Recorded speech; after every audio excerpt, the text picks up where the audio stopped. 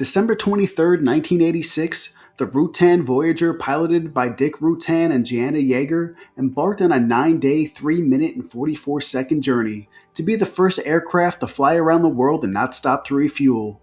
Little did they know the history they made would pale in comparison to a throwaway comment made at a dinner the following month. January 9th, 1987, Disneyland would bask in the glory of getting a Star Wars licensed ride in the form of Star Tours.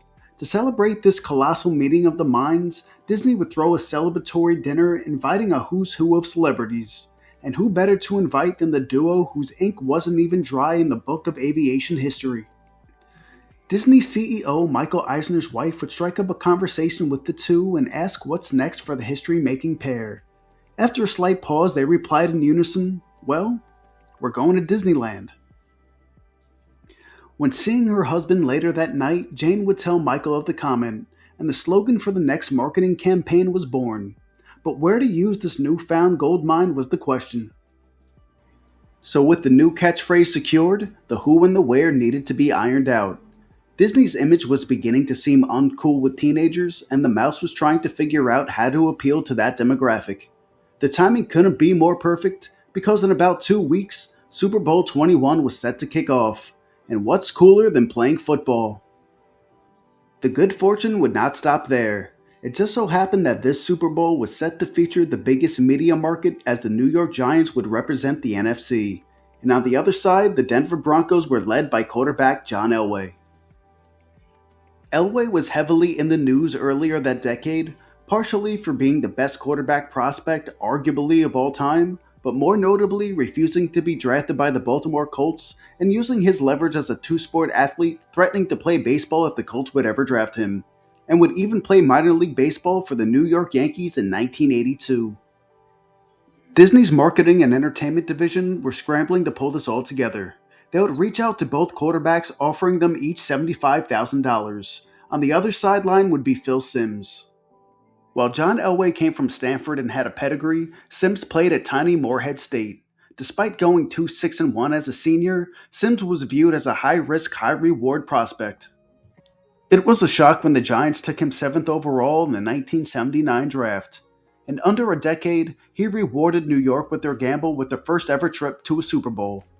When approached by Disney about their offer, he was quoted as saying, "Oh wow, that sounds crazy.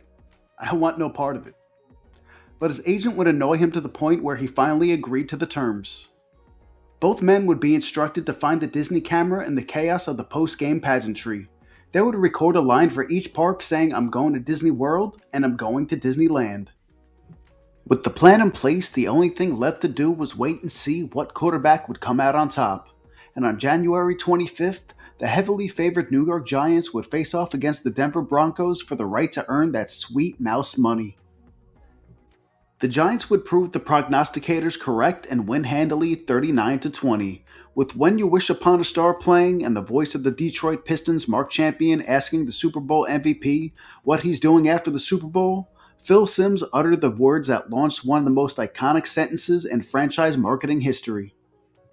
With the plan being a success, Disney would recruit 3 more athletes to follow in Simms' footsteps after winning their respective championships in 1987 as well. Dennis Conner would say the lines after winning the Stars and Stripes America's Cup. Magic Johnson would follow suit after his Los Angeles Lakers won the NBA championship. And Frank Viola of the Minnesota Twins would round out the roster for Disney's mouthpieces. With estimations the campaign now grosses $1 billion in sales, as well as an extra $5 million in free publicity, it's mind-blowing to think that this money-making juggernaut was all started from a flight around the world, a dinner for Star Wars, and a chance conversation with a CEO's wife. It's hard to imagine a company like Disney ever struggling, but in the late 80s and early 90s, that was exactly the case. And it's like the man with the purple dragon once said, all it takes is one little spark of inspiration to change your entire fortune.